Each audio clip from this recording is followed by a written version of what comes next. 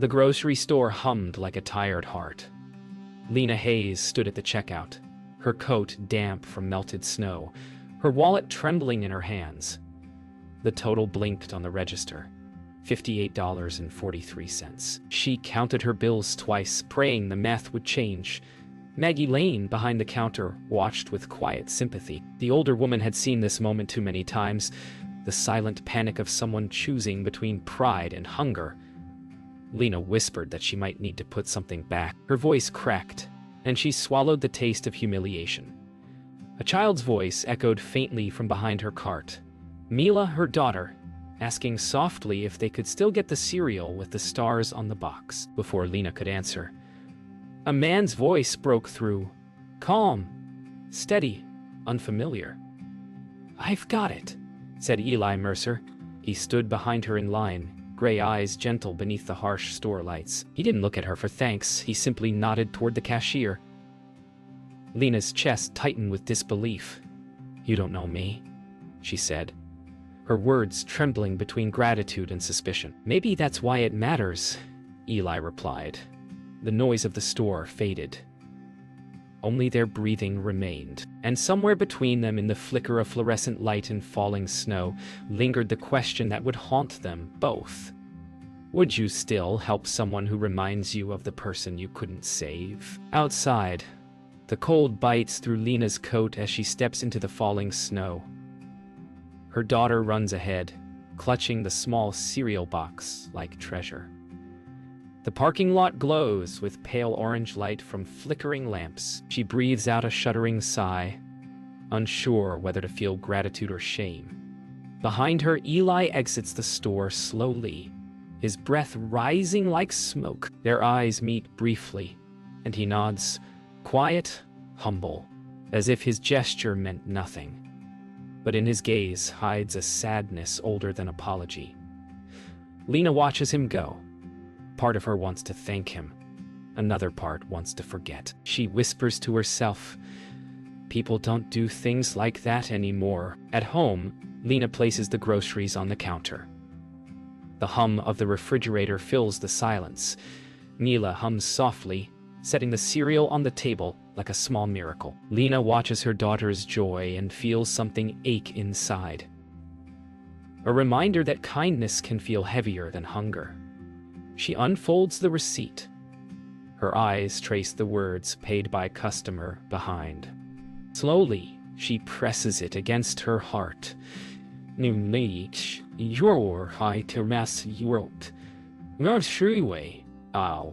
sits in his truck, engine idling. The receipt from his own purchase rests on the dashboard beside the daisies. His eyes close as he exhales. Somewhere deep inside, a memory stirs. A classroom, a child's laughter, the echo of a moment that went terribly wrong. He grips the steering wheel as if holding back the past. That night, Lena places the receipt in her bedside drawer. The snow outside glows blue beneath the moonlight. She cannot stop thinking about the man in line, the stranger who gave without asking why. In another part of town, Eli lies awake, staring at the ceiling. Both of them, unknowingly, are holding on to the same question. Can one small kindness rewrite a lifetime of regret? Morning came gray and quiet. The world outside Lena's window was still blanketed in snow. She poured coffee into a chipped mug and stared at the folded receipt beside it. The words "paid by customer" behind felt heavier now than they had last night. Mila's laughter drifted from the living room as cartoons flickered across the small TV. Lena couldn't focus. She'd replayed the moment at the grocery store 100 times. The stranger's eyes, his voice, that simple sentence that cracked something open inside her. She whispered to herself, "Nobody does that for nothing." An ache of curiosity began to grow, part gratitude, part guilt. She didn't even know his name. Yet something told her this act wasn't just about her. It felt like a message, like kindness sent with a purpose she didn't yet understand. Later that day, Lena walks to the diner where she works. The sky is dull and heavy, the air smelling faintly of salt and snow. She wipes her hands on her apron, tying it tighter. as if it could hold her together. During the lunch rush, she moves like a ghost through the chatter of customers. Her smile is polite but distant. Then, halfway through her shift, she sees him, Eli Mercer, sitting alone at the far booth, hands wrapped around a cup of black coffee. Her breath catches. He doesn't notice her at first, but when he finally looks up, recognition flickers across his face. He offers a small nod, as if acknowledging something sacred but fragile. Lena hesitates. Should she thank him, or pretend she didn't see him? Gratitude feels too small, yet silence feels wrong. When the crowd thins, Lena finally approaches. Her heart pounds. She forces a small smile and says, "You were at the store yesterday." Eli looks up, eyes soft but unreadable. "I remember," he says. "You didn't have to do that." She whispers, "You don't even know me." Eli pauses, stirring his coffee, though it's already gone cold. "Sometimes," he says, "you help someone else because you couldn't help the person you should have." Lena studies him. There's grief in his words, something deep and unfinished. For a moment, she sees not just a stranger, but a man haunted by something he'll never name. After her shift, Lena steps outside into the fading daylight. Eli follows, his steps quiet in the snow. She turns to face him. "I don't know what to say," she admits. "Thank you doesn't feel enough." He smiles faintly. "You don't owe me anything." But something in his tone makes her pause. She senses his words aren't entirely true. There's weight beneath them, a secret pressing against silence. He nods politely and walks away toward the parking lot. She watches him go, feeling that invisible thread still tied between them. That evening, Lena tucks Mila into bed. Her daughter's small hands clutch the cereal box from the store, now empty but treasured. "Mom," Mila says softly, "was that man an angel?" Lena smiles faintly, brushing a curl from her daughter's forehead. "No," she says, her voice trembling. "Just someone kind." But later, alone in the quiet, she wonders if kindness itself might be a kind of miracle. Across town, Eli sits by his window, watching the snow fall through the glow of a single lamp. He opens his wallet and pulls out a worn photograph. A classroom, children smiling, one empty desk. He closes his eyes. A week passed. The snow still covered the streets like unspoken words. "Morris Anashwanyor, I say me," it named. Lena couldn't stop thinking about Eli Mercer, the stranger who'd paid for her groceries, who spoke with the calm ache of someone carrying something too heavy to name. At the diner, one of the regulars mentioned him. "That teacher who left the school after the accident?" they said quietly. "Good man. Lost a student years ago." Lena froze mid-step, the tray trembling in her hands. A teacher, an accident, a child. She didn't know the details, but suddenly his sadness made sense. She felt a strange tenderness stir within her, not pity, but understanding. That night, she couldn't sleep. She replayed his words in her mind. "Sometimes you help someone else because you couldn't help the person you should have." And she whispered into the dark, "Who was it you couldn't save?" The next morning, Lena drives to the old elementary school on the edge of town. The building is small and silent, its playground buried in snow. She parks across the street, staring at the swings swaying in the wind. In the hallway, she finds a faded memorial plaque. A child's name. She touches the brass plate gently, tracing the letters as if she could feel the heartbeat behind them. A voice behind her says, "You didn't have to come here." She turns to find Eli standing at the doorway, his face calm, but his eyes raw. "I wanted to understand," she says. "I heard about the accident." He looks away. "There's nothing to understand. I looked away for 5 seconds. 5 seconds and a boy was gone." Lena whispers, "You've been carrying it alone." Eli nods once. "Some debts can't be repaid. Only balanced." They sit together on the steps outside the school. The silence between them feels fragile, sacred. "I wasn't his parent," Eli says, voice barely audible. "But I loved that kid like he was my own. He ran into the street after a ball. I shouted, but..." His voice cracks. Lena looks down at the snow melting on her gloves. "You paid for my groceries," she says slowly, "because it made you feel like you could still save someone." He nods, unable to meet her eyes. Lena's tone softens. "Maybe you already have." He exhales, a trembling sound between relief and grief. Back at home, Lena watches Mila playing with a paper snowflake she cut herself. The little girl laughs, pure and bright, and something inside Lena shifts. She realizes Eli's story isn't just about loss. It's about how easily life can vanish, and how desperately people try to make meaning out of it. That night, Lena writes a letter she doesn't plan to send. "You didn't fail that child," she writes. "You just never stopped loving him." She folds the letter carefully, places it inside a drawer, and feels a strange peace take hold. Eli stands in the cemetery the next morning. Snow covers the small headstone like a blanket. He places the bouquet of white daisies on the grave and kneels. His breath clouds the air as he whispers, "I tried to do one good thing, Sam. Maybe she'll forgive me for the rest." He closes his eyes, and for the first time in years, his shoulders ease. Across town, Nina feels an unfamiliar stillness inside her, a quiet knowing that somehow, through one impossible act of kindness, two broken hearts have begun to heal. Days passed, and winter began to loosen its hold. The snow melted into thin streams that traced the edges of the streets. Lena stood by her window watching the gray turn to light. Something had changed in her, not a grand revelation, but a quiet realignment of the heart. She'd stopped thinking about what she owed Eli Mercer and started thinking about what kindness could become if passed forward. At the diner, she noticed a teenage boy counting coins at the counter, his hands shaking as he ordered the cheapest meal on the menu. She remembered her own trembling that night at the grocery store. Without a word, she added a slice of pie to his order and paid for it herself.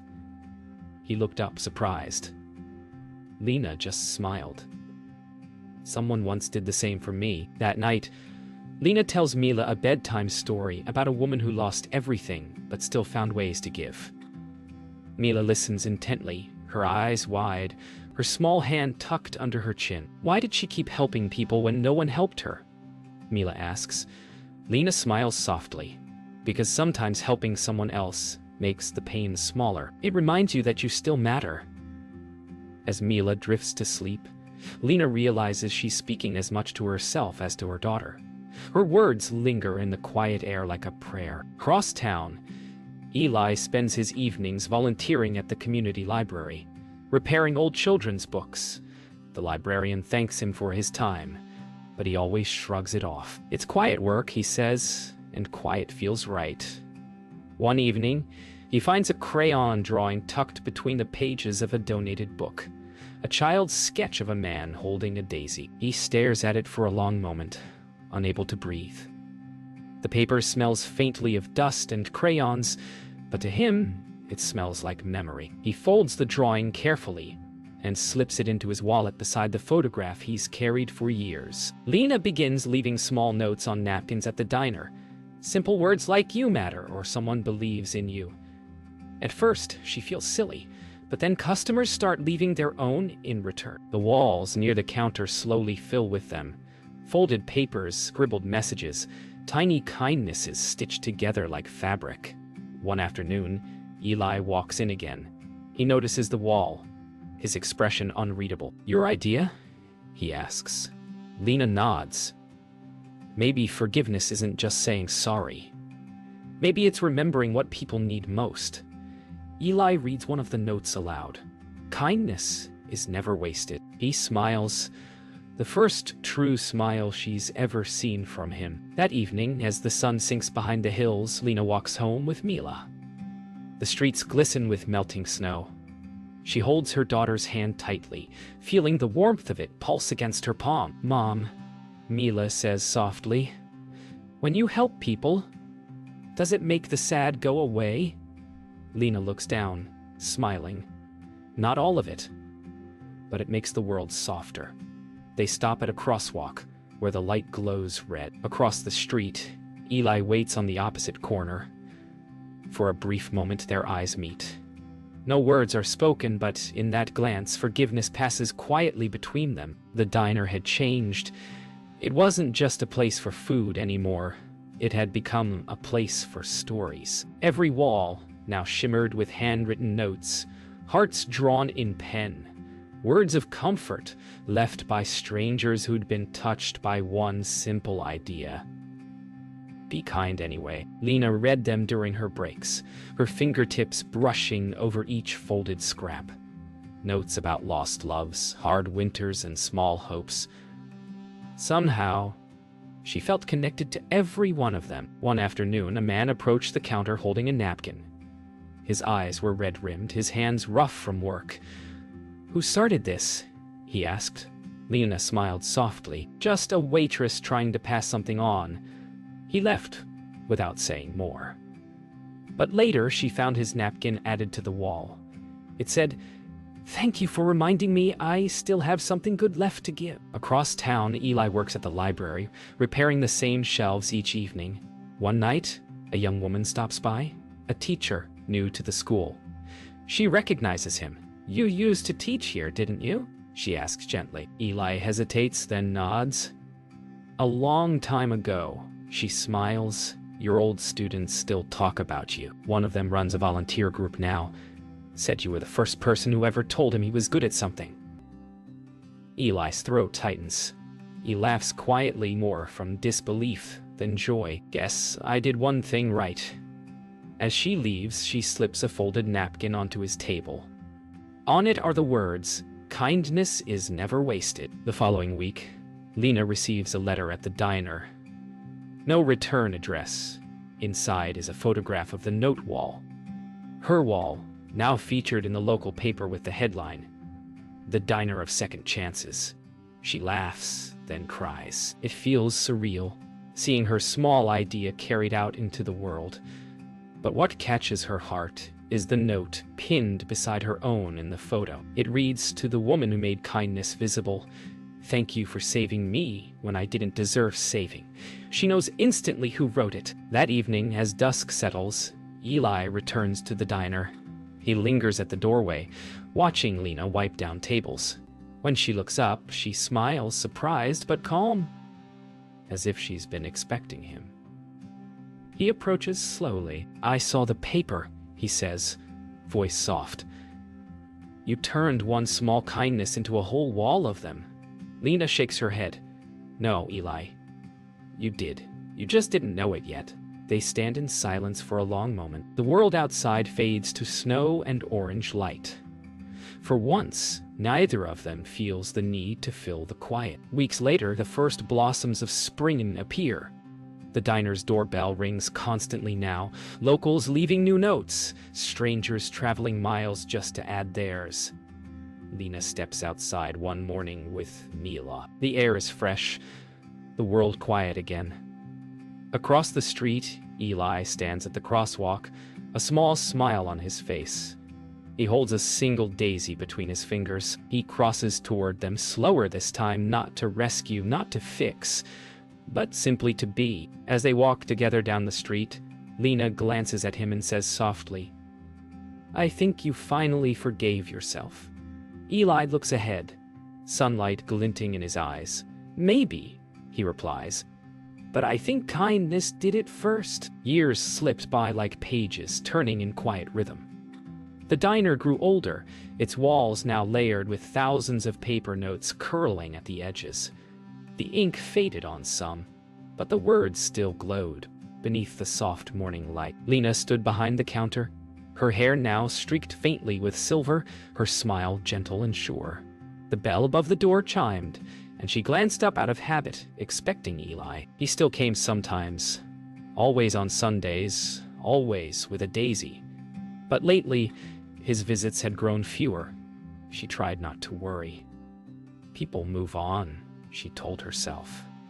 But kindness always stays. She turned to pour her coffee, whispering, "He gave me more than help.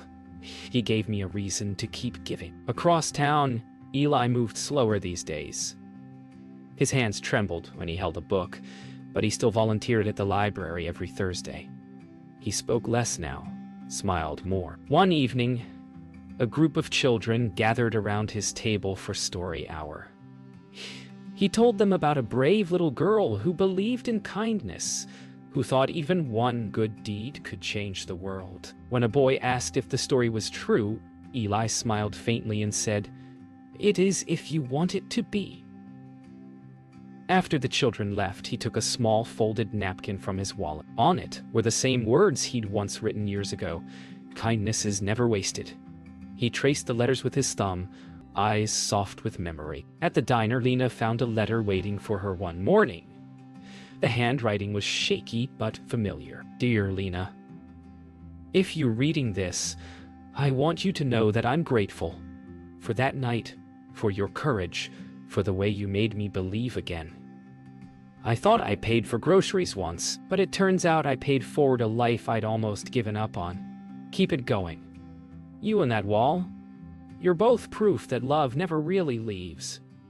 It just keeps changing hands. It wasn't signed, but she didn't need a name."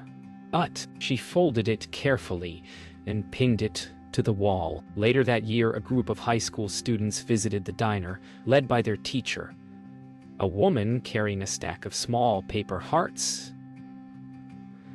"We read about this place," she told Lena. "We wanted to start our own wall at school." Lena smiled, handing her a few blank napkins.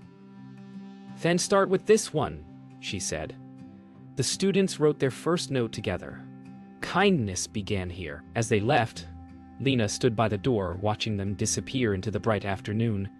For the first time in years, she felt the past, present, and future align perfectly, like light through glass. That night, Lena closed the diner and stepped outside. The air smelled of rain and earth. She looked up at the dark sky and thought of Eli. Somewhere, maybe still watching the snow, still carrying daisies. She whispered into the wind, "I'll keep it going." Inside, the note wall rustled softly as if answering back. Every piece of paper carried a voice, a story, a promise. And though time would fade the ink, the kindness would remain, woven through generations, quiet but indestructible. Because kindness never dies. It only finds new hands to hold it. 20 years had passed. The diner still stood on the same corner, though the paint had faded and the bell over the door jingled with a softer ring. The wall of kindness now stretched across 2 full rooms, a patchwork of fading notes that smelled faintly of coffee and time. Mila Hayes, now grown, pushed open the door. She hadn't been here since her mother's funeral 2 winters ago. The sight of the notes, the hundreds, maybe thousands, made her chest tighten. She walked slowly to the counter, her fingertips brushing the papers like petals. Each one whispered a piece of her mother's heart. In one corner, a single framed receipt hung behind glass. The ink had nearly vanished, but the words paid by customer behind were still just visible. Mila smiled. "You really did it, Mom," she murmured. "You made kindness last." Dort, the new owner, a young man not much older than Mila, approached her with a warm smile. "You must be Lena's daughter," he said. "She used to talk about you all the time." Mila nodded. "She told me this place was magic." He chuckled softly. "It still is. We keep adding new notes every week. And every year, on the anniversary of when she started the wall, someone leaves a daisy and a letter. No name, just thank you." Mila's breath caught. She turned toward the window, where sunlight poured across the floor. She didn't have to ask who left them. Some debts, she thought, are love in disguise. Mila spent the afternoon reading through the notes. Some were decades old, edges yellowed and curling. Others were new, written in hurried, hopeful handwriting. Each one felt like a pulse. A reminder that strangers could save each other with nothing more than a word, a gesture, a moment. At the very bottom of the wall, she found a new note pinned that morning. It read, "For Lena Hayes and Eli Mercer, proof that love can survive even regret." Beneath the note was a pressed daisy. Mila's eyes filled with tears. As evening settled, Mila sat in her mother's old booth by the window. She pulled a pen from her purse and unfolded a napkin. For a while she didn't write, just listened to the gentle hum of the diner, the sound of plates, laughter, life. Finally, she began. "To whoever finds this, kindness began here, but it doesn't end here. It lives wherever you carry it." She pinned it on the wall and stepped back. The paper fluttered slightly in the draft, as if breathing. Outside, the streetlights flickered on, and the reflection of the diner glowed in the glass like a lantern against the dark. Later that night, the diner grew still. The last customers left, the lights dimmed, and the notes on the wall rustled softly, as if whispering to one another. Outside, the wind carried a flurry of petals down the street, white and delicate. Somewhere, unseen, a daisy had been left on the diner's doorstep. Mila locked the door, turned out the lights, and stood for a moment in the glow of the neon sign. "Thank you," she whispered, though she wasn't sure if it was to her mother, to Eli, or to the world itself. As she walked away, the neon reflection of the diner shimmered in the wet pavement like a heartbeat, and above it all, the unseen echo of one act long ago whispered again. Kindness never dies. It only finds new hands to hold it.